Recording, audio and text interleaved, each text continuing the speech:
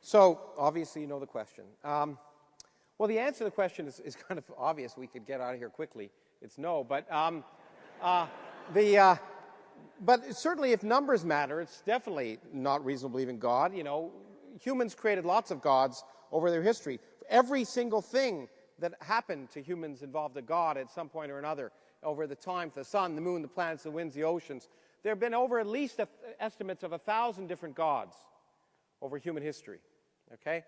And there are lots of names, and we've gotten rid of them. Dr. Craig doesn't believe in them. Almost all of them, but one. So it's just a difference of one. He's an atheist about all these other gods for a good reason. That we've gotten rid of them because we now understand how the universe works, and we understand those stories are just stories that are inconsistent with the way the universe works. It's rational inquiry and physical understanding that has done that. I mean, the example that it reminds me of, you know, people don't, when it's not raining, you could pray for rain, or you can go to a meteorologist, and farmers will in general go to meteorologists now, because it works, and that's the fundamental difference. Now, God is at best irrelevant, and I mean at best irrelevant. Science has gotten rid of God from pretty well everywhere God used to reside. Used to have angels pushing the planets in orbits around the sun. Newton got rid of that.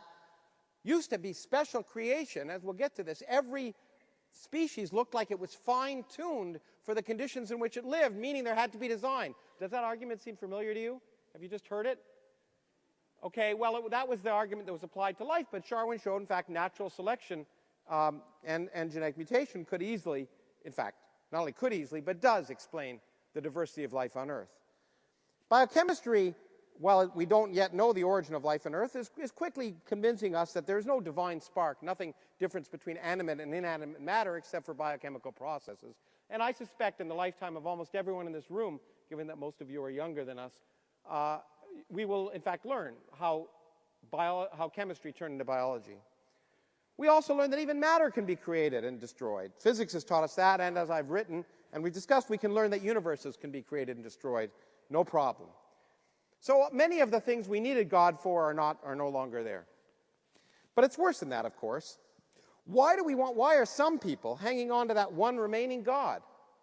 I mean, if you ask yourself how likely is it, given the complete lack of evidence for any divinity, that Yahweh, or whatever you want to call him, is not, and not one of the other 999 gods that we've dispensed with, how likely it is that one God exists? Well, it's unlikely, given that, you know, the plethora of all the rest don't exist, and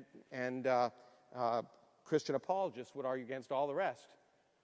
Why, given what we know, do we want to apply everything that we don't understand to an invisible man in the sky when there's been no evidence whatsoever that any invisible man in the sky actually exists? And not only that, which invisible man in the sky? Because even in the modern monotheistic religions, there are incredible inconsistencies, and only one of them can be right. In fact, on the stage the other day, I asked Dr. Craig, what about Islam? And of course he said Islam is wrong. So that invisible man in the sky, who has his own set of values and morals and claims, is inconsistent. So even if you accept this one God, the God depends upon, as you'll see, where you live. But the most important thing is our current understanding of nature has actually changed. We call it learning. It's developed since the claims were first made by peasants, Iron Age peasants, who didn't even know the Earth orbited the sun. We have learned about how the universe works, and that has changed our opinion. And in fact, it's told us that the scriptures are inconsistent with what we know about science, empirical science and reason. So it's completely unreasonable to accept these old explanations because they just don't work. They disagree with the evidence. And finally, there's nothing absolutely new or special about Jesus. He's just as unpleasant at all as the other gods. And all the stories of Jesus have occurred elsewhere. Now, in fact, I would argue most people who even call themselves religious choose reason over God. For many reasons. Most people who believe in the Judeo-Christian God don't really believe, in most part, the way people are happy to call themselves Christians or Jews, but they pick and choose from the scriptures. They say, well, Jonah didn't live inside a whale. You know, I don't really like the idea that Lot told the people of Sodom, it's okay, rape my daughters because I don't want you to rape the angels. So go rape my daughters because they're just women, and women are chattel, and it's okay. I doubt many Catholics actually believe, in fact, I would be amazed to find any, including priests, who believe that when a priest blesses a wafer, it turns into the body of a first-century Jew. I was on a stage with several people from the Vatican astronomer, and several colleagues of mine, religious Catholics, and I asked them if any of them believed in the virgin birth, and not one of them would say they did. Now, the only thing, as Dr. Craig has pointed out, that seems to have gotten any currency is the resurrection. That's the one thing, and I was just talking to a member of the City Bible Forum who was happy enough to drive me to the airport in Sydney, and he said it was the resurrection that convinced him. And I think for Dr. Craig, it's probably the resurrection. We've already discussed this before. But, you know, the point is, many of my colleagues, when I write a paper, they say, it's wrong, your paper's wrong, and I did it first. And I think that's the point. There's nothing new about a resurrection. It's as old as every god and every creation myth. There's lots of examples. Dionysus and Jesus are so close to being identical. They both were born from a virgin mother. They both had a divine father. They both were resurrected. They both transformed wine into water, etc., etc., etc. Osiris, the Egyptian god of life, death, in fact, the new kingdom, this is almost 2,000 years before Christ, in principle, the idea was that people would be resurrected with Osiris if they followed the correct religious rituals. But the point about the resurrection is that there's no evidence of it. There's no evidence it would pass muster in a science lab, much less a court of law. It's hearsay, stories written based on oral traditions decades or hundreds of years after the fact, which are inconsistent with each other. There's nothing, when Dr. Craig tells me, and I said it before, historians of the Bible, theologians and people, scholars of the Bible, all accept that the resurrection happened. It reminds me of when I debate alien abduction experts who say, well, you know, all alien abduction experts say people were abducted by aliens. Well, that doesn't mean much to me. Given that it's never been observationally verified, is it reasonable to expect that someone comes back from the dead? It's never been observed, never been seen. So is it reasonable to expect that it happened once when no one could see it and when no one actually reported on it at the time? No. In fact, the fact that people may have seen Jesus walking, if they report that, I'm willing to accept their belief that they did. But as Oliver Sacks has described it beautifully in a recent book, hallucinations are real to those people that experience them. Now, the fundamental, Christopher Hitchens really presented the fundamental irrationality of the premise of a savior. We're asked to believe the following. First, that our God created our universe 14 billion years ago, except in many states in my country. And maybe Queensland. But anyway, then he waited almost 10 billion years before the Earth formed. Then he waited another 4 billion years until animals evolved. Then, over 2 million years, he watched as our poor hominid ancestors scraped out this meager, miserable existence without intervening, then waited another 250,000 years as the first Homo sapiens began to assemble into families and tribes beset by hunger and illness, individuals who are genetically identical to us, essentially, and presumably, therefore, have a soul, but who are presumably still suffering through eternity without grace because he chose not to save them, but then to introduce. After such remarkable negligence, he decided to reveal himself not in an era of video cameras like today, but in an era of Iron Age peasants, in a society at the time beset by myth and superstition, and not once since then. Come on. And worse, the fundamental premise of Christianity is so ridiculous that we are born sick and commanded to be well, as Christopher has said. So, the next aspect of faith and a belief in God that's ridiculous is miracles. Now, I once quoted this, and in fact, last time we met outside of this country, Dr. Craig said, well, philosophers don't buy it, but I'd like him to explain to you what's wrong with the argument. Basically, it says if a miracle is something that must be of such a kind that its falsehood would be more miraculous than the fact which it endeavors to establish. I mean, it's so, as Carl Sagan would have said, extraordinary claims require extraordinary evidence. Or as Fox Mulder would have said, I want to believe. We all want to believe, and we should recognize that, and that's what science teaches us. We are all susceptible immediately to the idea that coincidences are special. Something that happens to us means a lot. And often, that belief resides in the discrepancy between the laws of probability and the workings of cognition. When something happens to you, it seems special. You can have 1,000 dreams that are ridiculous, and one night you dream a friend of yours is going to break their leg, and the next day they break their arm, you go, cosmic. But you forget all the nonsensical dreams. It's a natural tendency. And in science, we have to work against that. Coincidences happen. John Paul is now going to be a saint because some woman had a remission of a disease in 2011. Well, couldn't that just be a coincidence? As Feynman pointed out, the standards of proof in science are so different than those of the Catholic Church. In science, we try to prove ideas wrong as well as right. We don't just try and say, we like this, let's prove it right. And the best example I know, again, comes from Carl Sagan, Miracle at Lourdes. There was this apparition of the Virgin Mary in Lourdes, and many people have gone to bathe in the waters, and the Catholic Church keeps good records of it. And about 128 million pilgrims have gone there, and I think 56 have been cured of diseases, and they can say that they can't prove it's something else, and therefore they're miraculous. No one's regenerated an arm, but people have been in remission from cancer. But the interesting thing is, there's spontaneous remission rates of cancer in society, and if you actually look, the probability of having a remission from cancer if you go to Lourdes is smaller than that in the general population. But if you go to Lourdes and you come back and your cancer goes into remission, there's no way that I'm going to be able to convince you it's just an accident. And that's the problem of our own cognition in miracles.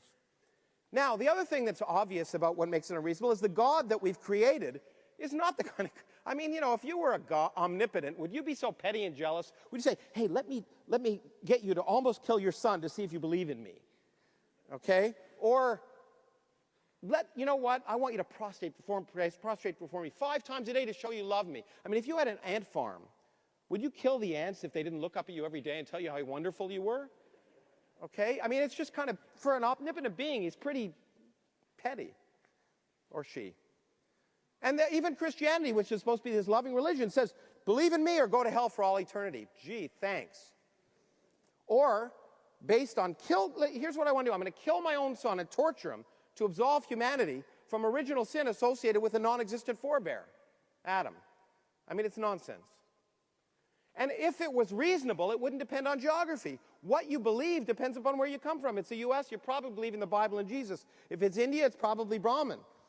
If it's the Islamic word, you believe in the Quran. It's the perfect word of God, and Muhammad is a prophet. And in fact, you'd have people... I've debated a clone of Dr. Craig's, in an Islamic clone, who uses exactly the same arguments to prove that the Quran is the word of God. The great thing is that the global access to information means that people are now learning that they don't have to accept those things and can think for themselves. And for that reason, religion is monotonically decreasing. That unreasonable belief in God is monotonically decreasing in all of the internet accessible world. Now, science, Dr. Craig talked about morals. Science develops morals without her being God in this case. I would argue that the worldview guiding the moral and spiritual values of essentially everyone in this room is not a worldview given to us by religion, but a worldview given to us by science. There's no need for God to do the right thing. Reason is what guides you. If you stop believing in God, and if Dr. Craig stopped believing in God, I doubt he would go out and kill his neighbor. Reason guides our actions, and reason based on empirical evidence and knowledge of the world. And in fact, morality evolves over time. In fact, Dr. Craig agreed that in our society, morality evolves over time because we learn things. We get rid of the immoral dogma of the Judeo-Christian religions. The fact that gays are evil. Well, we now know that, in fact, homosexuality is common in all mammals. It's not unnatural. It's absolutely normal. Women are not chattel. Unlike the last pope who's still alive, condoms don't cause AIDS in Africa. In vitro fertilization, allowing people to have children, is not evil. It's good. Now, there are certain universal morals which we can talk about. In my institute, we've talked a lot about them. You can ask, do different cultures have different reactions? And I don't have time to go in it. But they can be overruled. So we have biological responses that are hardwired. But even those can be overruled by reason. And I want to bring up an example which I used with the Islamic guy, and offended him incredibly. Maybe it'll offend all of you and Dr. Craig. I don't know. It involves incest. We all have a revulsion, a natural biological revulsion against incest. And there's a good reason. It's a biological taboo. Genetically, sexual reproduction by siblings is bad. And that biological revulsion means we have taboos against it, which then get enfranchised in societies. But I would have to say that let's take the example of a brother and sister, an adult brother and sister, who decide they love one another, decide to have sex, decide to use protection so they won't reproduce. Is that morally wrong? I can't say it is, frankly. Now, the best example that a belief in God is unreasonable is sitting next to me. I've listened to Dr. Craig over the days, and I've changed my opinion. I'm much more charitable. I came here convinced, based on my past interactions in his writing, that Dr. Craig was a dishonest charlatan. But I don't believe that anymore. I think Dr. Craig earnestly believes deeply in the issues he was talking about, so deeply, and as a man of intelligence, he is convinced that there must be a reason he believes that way, and he finds every possible rational argument that he can invent that satisfies him. So any argument that validates God is reasonable to him, and any argument against it is not only unreasonable, but wrong and worth distorting, because it must be wrong. He's decided the answer in advance. And I want to give you some examples. The best example, one of the examples I used before, is this awful aspect of the immorality of the Old Testament in Deuteronomy, where God tells the Israelites to kill all the Canaanite children and women and children, and kill everyone in the cities. It's awful. That's the reason we're happy we've gotten rid of that. We don't know, in the modern world, we don't appease genocide because we say God did it. Or if a woman drowns her children because she hears God telling her to, there are places for people like that. And Dr. Craig likes children, but in order to validate this, this is what he's written. Why take the lives of innocent children? If we believe, as I do, that God's grace is extended to those who die in infancy or as small children, the death of these children was actually their salvation. God does these children no wrong in taking their lives. So, in fact, if they were Canaanite children in that schoolroom that he talked about, it'd be okay. It's worse, though. It becomes more obscene. Who does God wrong in commanding the destruction of the Canaanites? Not the Canaanite adults, because they were bad. Not the children, because they get eternal life. It's the poor Israeli soldiers who had to kill them. They're the ones who are wrong. And then he's gone back and thought about it and says, you know what, I've rethought about it, and really, the real problem is the command was just to drive them out of the land. If they just left, they wouldn't have had to been killed at all. Only those who remained behind were to be utterly exterminated. That's okay. That kind of genocide, rationalizing genocide in that way, is not reasonable, but those are the lengths you have to go to. I have about 2 minutes, is that right? Now, what amazes me is that we've had these discussions the last 3 days, and Dr. Craig keeps repeating the same arguments, even when I've showed him that they're wrong, that the science is wrong. He used these arguments, and this was a version of the argument he used today. Item number 2 is, if the universe had an explanation of its existence, that explanation is God. This was from his slide before. It's now called transcendence. But let's look at that. I mean, that is one of the silliest, unwarranted statements I can ever imagine. It reminds me of the Sidney Harris cartoon where there's an equation, and in the middle you can see, then a miracle occurs. And the guy says, I think you should be a little more explicit in step 2. I mean, I could replace God by anything in that, by turtles, or Zeus, or quantum mechanics, or better still, unknown. We just don't know it. But what logic is saying, if the universe has an explanation, it must be God? For a man of his intelligence, it's totally silly.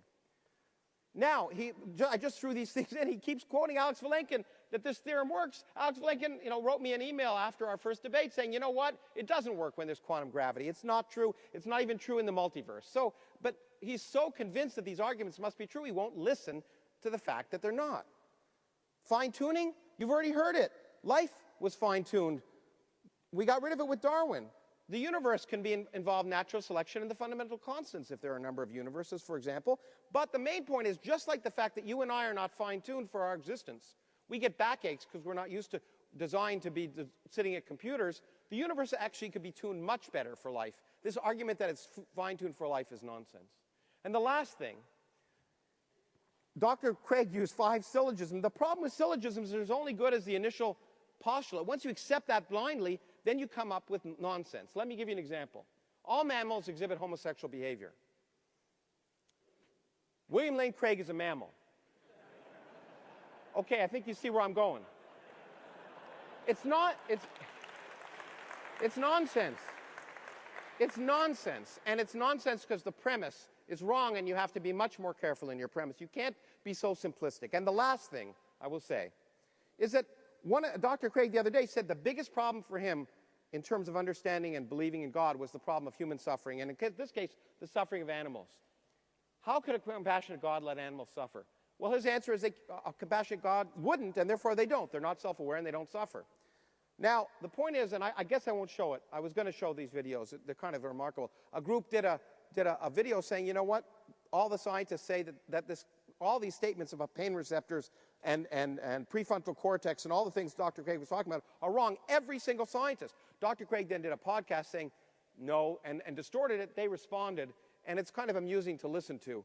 And maybe I'll post it somewhere. But the point is, the reason Dr. Craig distorted what they say, and as I said, they quoted every scientist, let the scientists see their statements to see if they misrepresent them, is because he believes that a compassionate God would not allow it, and therefore animals must not suffer, independent of the scientific evidence. And that's the problem. So to summarize, by replacing God with reason and empirical inquiry, science provides gifts in return. The universal invitation to question anyone's claims and the universal requirement to exercise due diligence and duty of care to substantiate those claims. What we call reason is testing your ideas against external reality, checking for internal consistency, and then testing again, and using that as the basis of future actions. That's what we call acting rationally. A belief in God doesn't satisfy any of those criteria. And my main goal tonight is not to worry about God, but to encourage the broad use of these gifts, because that's what matters to me, and I think that's what can make the world a better place. Thank you.